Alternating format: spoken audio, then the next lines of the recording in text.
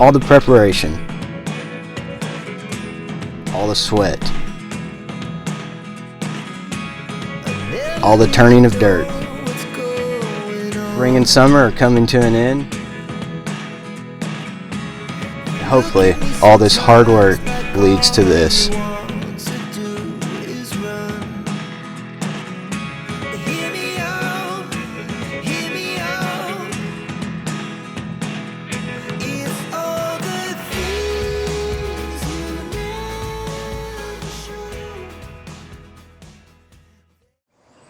So here we are, summer's about ending here. We're mid-August 2024, and it's been a busy summer.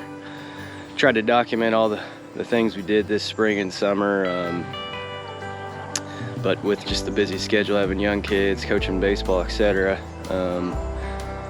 Took a little break from putting out videos, but I'm gonna start with what I'm gonna call deer season 2024. But to start that, I'm going to recap everything we did this spring and summer. So I hunt multiple properties as far as what I'll call my home properties here in southern Indiana and northern Kentucky. One property I own in northern Kentucky, another one I'm able to hunt via lease. Southern Indiana, I'm fortunate enough that my uncle, who actually got me started hunting, bought a property a couple years ago. We've done a bunch of work on, and then there was another lease I had in southern Indiana, which is kind of up in the air due to the landowner selling a good chunk of it. And then on my other Kentucky property, we've just been killed with droughts last few years, haven't had any reliable food plots. We've had to put in cereal grains, which isn't horrible, but you know, we really like to try to get some type of radish or other fall mix. And what I did this year to protect from that was a no-till method. I mean, if any of you guys watched Jeff Sturgis, you've probably seen it. It works really well. Planting buckwheat sometime in our area around June 15th, give or take, letting it grow for 6 or 8 weeks, planting into that buckwheat, knocking it over with a cultivator, and then spraying it. So I planted August 2nd into that. The buckwheat was about ready to reseed itself, so I didn't have a choice. Had rain coming, did that, germinated great. I got a really good rain, and then it went 2 weeks without raining until yesterday, which was August 16th, and kind of got lucky on the rain. They were predicting to miss us, and it came through and hit us pretty hard.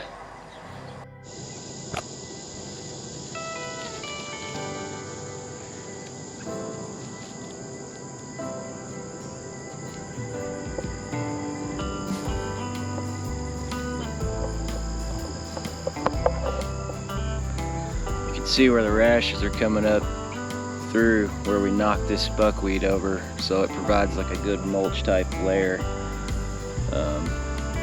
We got good rain. After I knocked the buckwheat over, I obviously sprayed it just to make absolute sure it dies, and this will be one of the spots. Hopefully we run into a good deer. You see the running right there. So those food plots in the Kentucky lease property should be in pretty good shape. I was able to go down the 15th down to the property I own and reseed into a sprayed area. This is something you guys can do. If you kill off the weeds and you're gonna plant a little seed like a clover, a radish, a brassica, you can literally kill that existing vegetation and just plant into it. If you're gonna get a pretty good rain, you're gonna get good seed to soil contact, and those fall plots have done it for years. They'll work just fine.